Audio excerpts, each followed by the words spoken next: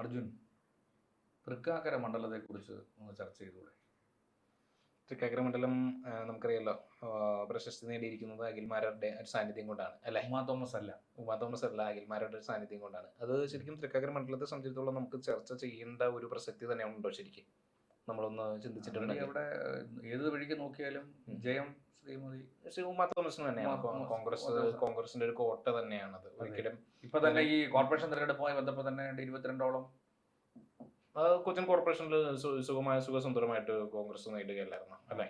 പിന്നെ അതിനെ തുടർന്ന് മേയർ സ്ഥാനത്തേക്കൊക്കെ ഒരുപാട് നീക്കുപോക്കുകൾ വന്നിട്ടുണ്ട്. സാമുദായിക സംഘടനകളുടെ ഒക്കെ ഇടപെടൽ സമ്മർദ്ദങ്ങളൊക്കെ ഉണ്ട്. ഈ പറയുന്ന ഉമാ തോമസിന്റെ തെരഞ്ഞെടുപ്പിനെ ബാധിക്കും.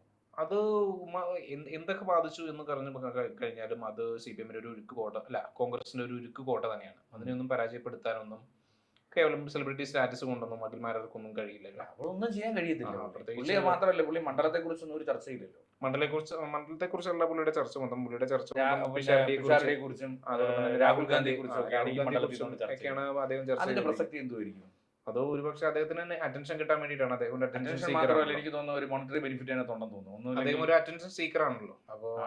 സോഷ്യൽ മീഡിയ വഴി കിട്ടുന്ന വരുമാനത്തിന്റെ ഭാഗമായിട്ട് ഇത് ഒരു അവസരമായി കണ്ടതായിരിക്കും. ഏതായാലും ഇങ്ങനെ ഒരു ചാഞ്ചാട്ടം അദ്ദേഹം നടത്തിയിട്ടുണ്ടെന്നുണ്ടെങ്കിൽ, 2020 ഒരു ചാഞ്ചാട്ടം അദ്ദേഹം നടത്തിയിട്ടുണ്ടെന്നുണ്ടെങ്കിൽ അതിന്റെ പിന്നിൽ പല കാര്യങ്ങളും ഉണ്ടാവില്ലേ ഇല്ലേ? അതെന്തായിരിക്കും? അത് നമുക്ക് ഊഹിക്കാവുന്നതല്ലേ ഉള്ളൂ. നമുക്ക് സ്വാഭാവികമായിട്ടും ഈ സോഷ്യൽ മീഡിയ വരുമാനം മാത്രമാണോ? അല്ല, അതിനപ്പുറം മറ്റു പല ഓഫറുകൾ മണ്ഡലത്തിൽ പ്രത്യേകിച്ച് ഒന്നും ചെയ്യാനില്ല. മണ്ഡലത്തെ പ്രത്യേകിച്ച് കൊണ്ട് നമുക്ക് അറിയാം. ഒരു വോട്ട് പോലും വർദ്ധിപ്പിക്കാൻ പറ്റുമെന്ന് എനിക്ക് തോന്നുന്നു. അവർക്ക് മാക്സിമം 2016 BJPക്ക് ലഭിച്ചത് 22,000 വോട്ടുകളാണ്. 22,000 വോട്ടുകളാണ്. 2021 അത് നഷ്ടപ്പെടുന്ന ഒരു അവസ്ഥ കൂടിയാണ് നമ്മൾ കണ്ടത്. അത്ര തന്നെ നേടാനും കഴിഞ്ഞിട്ടില്ല. അതുകൊണ്ടായിരിക്കും 2020 സീറ്റ് കൊടുത്തത്. അതുകൊണ്ട് തന്നെ അല്ല, എറണാകുളം മണ്ഡലത്തിൽ മൊത്തത്തിൽ 2020 ഒരു സാന്നിധ്യം ഉണ്ടല്ലോ. അപ്പൊ അതിപ്പോ BJP വന്നപ്പോഴത്തേക്ക് പോയില്ലേ? അതെ, ഒരുപാട് ന്യൂനപക്ഷ വോട്ടുകൾ ഒരുപാട് തന്നെ CPM അല്ല, ഒരുപാട് തന്നെ ഈ BJPക്ക് നഷ്ടപ്പെടും എന്നുള്ളത് തീർച്ചയാണല്ലോ. അപ്പൊ ഇവിടുത്തെ LDF കാൻഡിഡേറ്റ് എന്തെങ്കിലും? LDF കാൻഡിഡേറ്റ് എന്ന് പറയുന്നതും നമ്മള് പുഷ്പദാസ് എന്നാണ് അവരുടെ പേര്. അവരെ മുന്നേ പരിചയമുണ്ടോ? എനിക്ക് പരിചയമില്ല. അതാണ് ഞാൻ പറഞ്ഞത്. ഈ പറഞ്ഞ പോലെ CPM ശരിക്കും പറഞ്ഞു കഴിഞ്ഞാൽ അല്ല, അവര് നേരത്തെ ഇവിടുത്തെ വാർഡിലോ അങ്ങനെ എന്തെങ്കിലും കൗൺസിലറായിട്ടോ അങ്ങനെ അവർ അഡ്വക്കേറ്റ് ആണ്. അതോടൊപ്പം തന്നെ CPM-മായി ബന്ധപ്പെട്ടുകൊണ്ട് പ്രവർത്തന പാരമ്പര്യം, മഹിളാ അസോസിയേഷനിലൊക്കെ പ്രവർത്തന പാരമ്പര്യം ഉണ്ട് എന്നുള്ളതല്ലാതെ ശരിക്കും ഇവിടുത്തെ ഒരു വാർഡിൽ പോലും മത്സരിച്ചിട്ടില്ല. അല്ല, PT തോമസിനെതിരെ അല്ലെങ്കിൽ PT തോമസിന്റെ സഹധർമ്മിണിക്കെതിരെ മത്സരിക്കാനായിട്ടുള്ള ഒരു കരുത്തുള്ള ഒരു കാൻഡിഡേറ്റ് ആയിട്ട് തോന്നുന്നുണ്ടോ? ഇല്ല, തോന്നുന്നില്ല. പക്ഷേ പിന്നെ BJP പാളയത്തിൽ പറയുന്നത് അതുകൊണ്ട്, അതായത് അഖിൽമാരെ ഒരാളെ ഇറക്കിയത് കൊണ്ട് LDF സാധ്യതയുണ്ടെന്നും പറയും. അഖിൽമാരാര് പോലുള്ള ഒരു വ്യക്തി ഒരു വോട്ട് പോലും ഇവിടെ മണ്ഡലത്തിൽ സ്വാധീനിക്കാൻ കഴിവില്ലാത്ത ഒരാളാണ്. അതെ, അദ്ദേഹം ഇന്ന് പറയുന്ന നിലപാടാണോ നാളെ പറയുന്നില്ല? ഒന്നും പറയാം. ഇങ്ങനെ നിലപാട് മാറ്റി പറയുന്നവര് ജനങ്ങളെ ഏത് തരത്തിൽ വിശ്വസിക്കും? ആദ്യമായി സഹായിച്ച ഒരാളെ പോലും ഫോൺ ചെയ്ത് കഴിയുമ്പോൾ പറയുന്നത് എന്നെ വിളിക്കേണ്ട കാര്യമില്ല, ഞാൻ അത്തരത്തിലുള്ള പരിപാടികളൊന്നും ബന്ധപ്പെടുന്ന ആളല്ലെന്നാ പറയുന്നത്. അപ്പോ ഇതേ നില തന്നെ എനിക്ക് തോന്നുന്നു സാബു ജേക്കബിന് വന്നുകൂടാ എന്നുള്ളതില്ല അല്ലെ 2020-ടെ ഈ അഖിൽമാരുടെ കാരണം അഖിൽമാരെ സഹായിക്കുന്ന വ്യക്തികളെ പിന്നീട് കാരണം ആദ്യമായി സിനിമയിൽ സഹായിക്കാൻ വേണ്ടി ഞാൻ പറഞ്ഞതാണെന്ന് തോന്നുന്നു. നമ്മുടെ MG ബേബിച്ചാൻ എന്ന് പറഞ്ഞൊരു വലിയ അദ്ദേഹം അവിടെ ഒരു പരിപാടിക്ക് വേണ്ടി പുള്ളിയെ വിളിച്ചു. അദ്ദേഹം സിനിമയിലേക്ക് കൊണ്ടുവന്നത്. ഈ സംവിധാനം ചെയ്യണമെന്ന് തോന്നിയാലും ആ പടം നിർമ്മിക്കണ്ടേ, ആ നിർമ്മിക്കാനുള്ള പൈസ കൊടുത്ത പുള്ളിയാണ്. ആ പുള്ളി ഇദ്ദേഹത്തിന് ഒരു ചടങ്ങിന് വിളിച്ചു. ഈ ചടങ്ങിലെന്ന് പറഞ്ഞത്, അച്ഛാ എന്നെ ഇങ്ങനെയുള്ള ലോക്കൽ ചടങ്ങിലൊന്നും വിളിക്കരുത്, വിദേശത്തുള്ള വല്ല പരിപാടി ഉണ്ടെന്നുണ്ടെങ്കിൽ വിളിക്കും, എന്നെ ഈ ലോക്കൽ ചടങ്ങിലൊന്നും വിളിക്കില്ലെന്ന് ആദ്യം ആ പുള്ളിക്കാരനോടാണ്. എന്നിട്ട് ഇദ്ദേഹം തന്നെ പറയുന്നു, ഞാൻ പാവപ്പെട്ടവന്റെ കഷ്ടപ്പാടുകൾ ഒരുപാട് അറിഞ്ഞ വ്യക്തിയാണ്, ഞാൻ ഒന്നുമില്ലാത്ത അവസ്ഥയിൽ നിന്ന് വന്ന വ്യക്തിയാണ്. ആ പുള്ളിയെ പേരിട്ടതേ വേറെ ഇടയ്ക്ക് വെച്ച് അന്ന് പറഞ്ഞില്ല, ജാതി പേരൊന്നും അല്ലത് കേട്ടോ. അത് ഈ നന്ദഗോപാൽ മാരാരെന്ന് പറഞ്ഞിട്ട് നമ്മുടെ, അതാ ഞാൻ പറഞ്ഞു, ഇദ്ദേഹം ഒരു അറ്റൻഷൻ സീക്കറാണ്, പേഴ്സണൽ ബ്രാൻഡിങ്ങിന്റെ മിടുക്കനാണ്. അപ്പൊ ഒരുപക്ഷെ ഈ പറഞ്ഞ പോലെ, പക്ഷേ കോൺഗ്രസിന്റെ ഉരുക്ക് കോട്ടയായിട്ടുള്ള മണ്ഡലമാണല്ലോ. അദ്ദേഹം ഒന്നും ഇവിടെ LDF സ്ഥാനാർത്ഥിയുടെ പേരിനേക്കാൾ മുൻപന്തി നിൽക്കുന്നത് അഖിലിന്റെ പേര്. അത് സ്വാഭാവികമായിട്ടും അത് ഒരു സെലിബ്രിറ്റി സ്റ്റാറ്റസ് ഉണ്ടെന്ന് കരുതിക്കൊണ്ട് LDF സ്ഥാനാർത്ഥിയുടെ പേരിനേക്കാൾ മുൻപന്തി നിൽക്കുന്നത് അഖിലിന്റെ പേരാണ്. അത് നമ്മൾ മണ്ഡലങ്ങളുടെ കഴിഞ്ഞ തദ്ദേശ സ്വയംഭരണ തെരഞ്ഞെടുപ്പ് പരിശോധിച്ച് നോക്കുകയാണെന്നുണ്ടെങ്കിൽ 22 ഡിവിഷനും ഭൂരിപക്ഷം, കൊച്ചിൻ കോർപ്പറേഷനിൽ 22 ഡിവിഷനും ഭൂരിപക്ഷം ജയിച്ചത് കോൺഗ്രസ് തന്നെയാണ്. അതോടൊപ്പം തന്നെ തൃക്കാക്കര മുനിസിപ്പാലിറ്റി വൻ ഭൂരിപക്ഷത്തിൽ ജയിച്ചതും കോൺഗ്രസ് തന്നെയാണ്. തോമസിന്റെ വിജയം ഇവിടെ യാതൊന്നും നമുക്ക് അട്ടിമറിയൊന്നും ഒരു അട്ടിമറിയും പ്രതിഫലിക്കേണ്ട ഒരു ശലനം പോലും ഉണ്ടാവില്ല. മുമ്പ് സെബാസ്റ്റ്യൻ പോൾ 2016 PT തോമസിനെതിരെ മത്സരിച്ച സമയത്ത് മാത്രമാണ് ഭൂരിപക്ഷം ഒരു 11 എന്നുള്ള രീതിയിലേക്ക് കുറയ്ക്കാനായത്. ഇത്തവണ അത് ഭൂരിപക്ഷം എന്ന് പറയുന്നത് ഒരു 15-ന് മേലെ കിടക്കും എന്നുള്ളതിൽ യാതൊരു സംശയവും വേണ്ട. അപ്പോൾ വേറൊരു കാര്യമുണ്ട്, വികസനത്തിന്റെ പേര് പറഞ്ഞു ഉമാ തോമസിന് വോട്ട് പിടിക്കാൻ കഴിയത്തില്ല. കാരണം അത് പിണറായി വിജയന്റെ സംഭാവനയാണ് എന്ന രീതിയിലാണല്ലോ LDF പ്രചരണം. അങ്ങനെയാണെന്നുണ്ടെങ്കിൽ നമ്മൾ അവരുടെ മറ്റു പാർട്ടി കോട്ടകളിലൊക്കെ ഒന്ന് പരിശോധിച്ച് നോക്കണ്ടല്ലേ, അവിടെയൊക്കെ എന്ത് വികസനമാണുള്ളത് പാർട്ടി കോട്ടകളിലൊക്കെ നമ്മളൊന്ന് കണ്ടിട്ടുണ്ടെന്നുണ്ടെങ്കിൽ.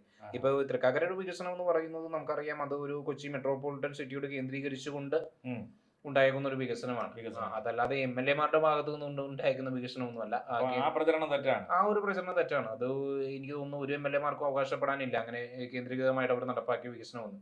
നമ്മുടെ കൊച്ചി മെട്രോപൊളിറ്റൻ സിറ്റിയാണ്, അതിനെ കേന്ദ്രീകരിച്ചുണ്ടായിരിക്കുന്ന ഒരു വികസനമാണ് ഗ്രേറ്റർ കൊച്ചിൻ ഡെവലപ്മെന്റിന്റെ ഭാഗമായിട്ട്. പിന്നെ ഇൻഫോ പാർക്ക് ഉണ്ട്, അതോടൊപ്പം തന്നെ കളക്ടറേറ്റ് ഉണ്ട്, അങ്ങനെ തൃക്കാക്കര മണ്ഡലത്തിലാണ്.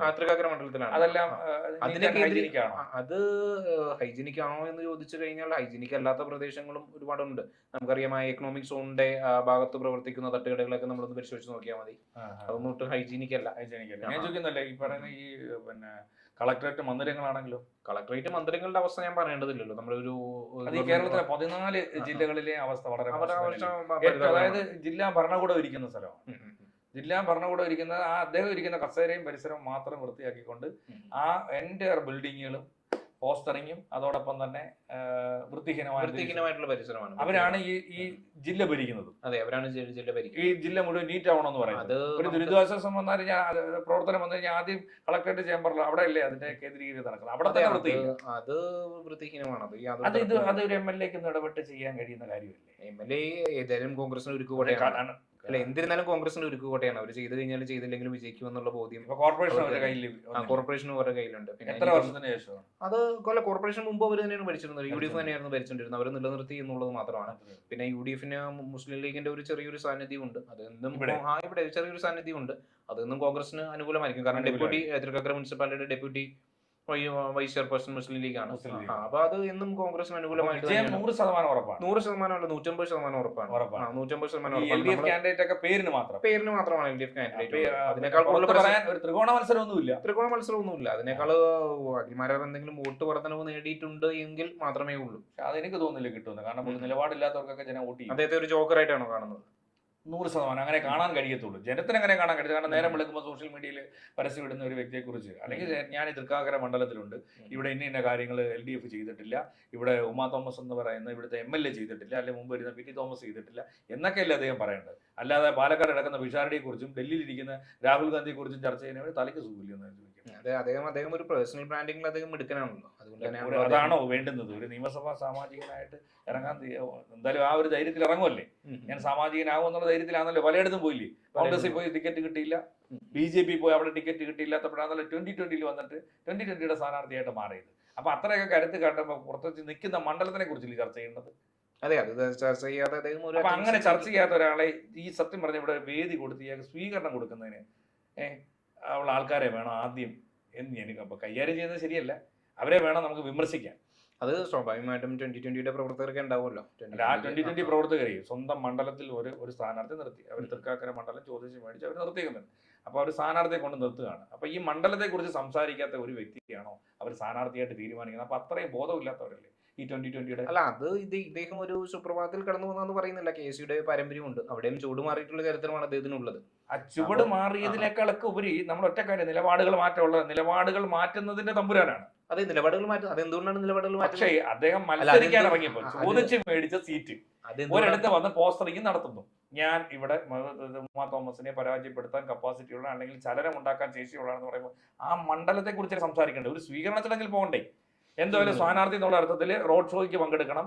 അല്ലെന്നുണ്ടെങ്കിൽ അതെല്ലാം ജനങ്ങൾ വിലയിരുത്തുന്നുണ്ടല്ലോ. അതെല്ലാം ജനങ്ങൾ വിലയിരുത്തിക്കോളും. അദ്ദേഹത്തിനൊന്നും ഒരു കാര്യമായിട്ടുള്ള ഒരു നേട്ടവും ഉണ്ടാക്കാൻ കഴിയില്ല എന്നുള്ളത് മാത്രമല്ല, നമ്മൾ ഉമാ തോമസിന്റെ ഭൂരിപക്ഷം മാത്രം പ്രവചിച്ചാൽ മതി. വേണ്ടി വന്നു കഴിഞ്ഞാൽ എനിക്ക് തോന്നുന്നു ഉമാ തോമസിന്റെ ഭൂരിപക്ഷം തന്നെ ആയിരിക്കും ഇദ്ദേഹത്തിന് കിട്ടുന്ന വോട്ട് എന്ന് എനിക്ക് തോന്നുന്നു. ആ നിലയിലേക്ക് കാര്യങ്ങൾ എത്തുള്ളൂ. അതിൽ യാതൊരു സംശയവും. 1000 പേരെങ്കിലും വോട്ട് ചെയ്താൽ അതും മെറിറ്റായിട്ടേ കാണാം. അതാ നമ്മൾ ഇങ്ങനെ കൺക്ലൂഡ് ചെയ്യാം. അതുമായിട്ട് ബന്ധപ്പെട്ടുകൊണ്ട് നമുക്ക് ഇങ്ങനെ കൺക്ലൂഡ് ചെയ്യാം. ഉമാ തോമസിന് ലഭിക്കുന്ന ആ ഒരു ഭൂരിപക്ഷം തന്നെയാണ് അഖിൽമാരാറിന് ലഭിക്കുന്ന ടോട്ടൽ വോട്ടുകളുടെ എണ്ണം എന്ന് പറയുന്നതും ഈക്വൽ ആയിരിക്കും എന്നുള്ളതിൽ യാതൊരു സംശയവും വേണ്ട.